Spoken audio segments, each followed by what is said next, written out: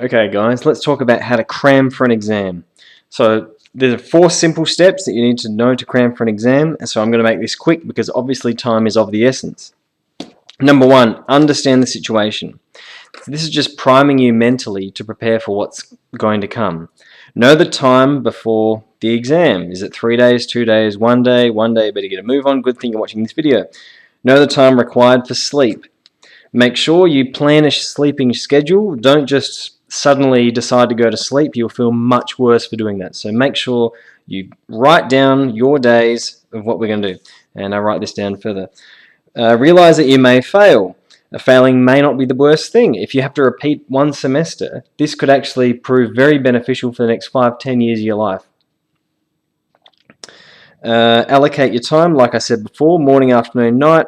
Allocate your time to work around past exams you're going to work through, and you're only going to work through past exams. Don't just read textbooks or read lecture notes or watch downloaded lectures.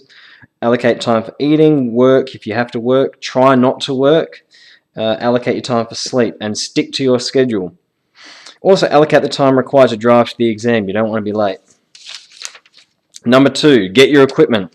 I recommend getting 3 similar blue pens. Get the pen that you're going to use in the exam. Remember, in the exam, you're going to be sitting down writing, so when you're studying for the exam or when you're practicing your cramming for the exam, write with your pen on a piece of pad paper, because that's what you're going to be doing in the exam. You don't want to be typing up your notes while you're studying, because that's not what you're going to be doing in the exam. Okay? Get some pad paper like this, not a book. Get pad paper so you can easily tear it out and place where you want to place it. Get batteries for your calculator. Get a folder with sleeves, like a folder like this with sleeves. They come with about 20 sleeves. That way you can tear out whatever sheet you want and you can place it wherever you want in the folder. You can group it into topics, you can group it into exams, whatever you want to group it into. I like grouping it into types of questions. Print out your past exams. I like to sort of copy or print out past exams based on the type of question. So for example, all the one type of topic is all on one sheet, rather than just say 2010 exam, 2011 exam.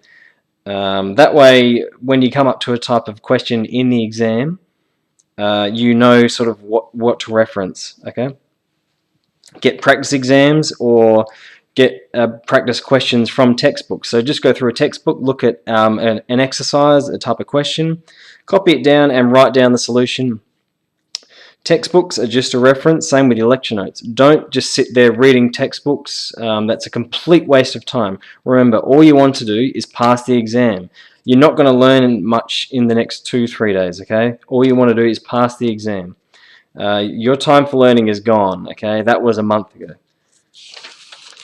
Number 3, know your equations. And this is the big key one, especially for maths and engineering. Almost every question is based off one equation. Okay, they're not going to give you a super hard question in the exam. They're going to give you a somewhat difficult question, and you need to know what equation you're going to use in that question. So when you're going through all the past exam solutions, you'll notice that there's one equation they use. Maybe it's an equation that keeps on reoccurring. If it's a maths exam, there really only is a set number of questions that they can actually give you. And so this is where it's very beneficial to know the equations for a maths exam. If you're studying an engineering or physics exam, you may need to make a cheat sheet or get little post-it notes in your textbook. So when you're going through the past exams, remember you're only doing past exams, you're not just reading through a textbook, because there's going to be thousands of equations, especially for engineering. When you're going through the past exam solutions, write down the equation they use, write what topic it's on and put it on a cheat sheet, and then write what page it's on in your textbook. That can save a hell of a lot of time in your exam. And number 4, this is a really big one that not many people think about, but it's completely true. I know this. I know lecturers, I know markers, I know tutors, I know high school teachers. The marker is a human being, okay? They're going to be marking 200 of the same sheets of paper over 2 or 3 days, and they're on a strict time limit as well. So make sure you're very clear, make sure you write very neatly, and as you can see here, these notes are extremely neat.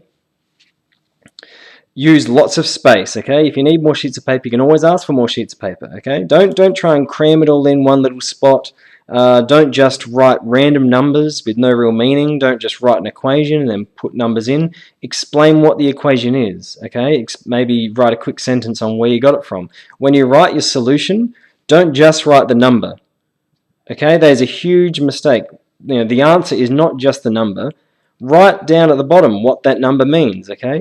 So you've explained your working, you've explained that you understand what the number means. And you can get this from past exam solutions, you can get this from textbook exercises as well. Even if you get the answer wrong, you can still get full marks from explaining what you've done. Trust me, this is absolutely true. So follow these 4 steps. Remember, in your next 2-3 days, your purpose is to just pass the exam. Don't worry about learning everything. Don't worry about not fully understanding everything. Just do past exams. Understand what sort of questions you're going to be asked. Look at the font they use in the exams, because generally it's the same lecturer or teacher that will write the exam, so get yourself comfortable. Look at the equations, know where they are to save time, and look, you'll do fine. Good luck.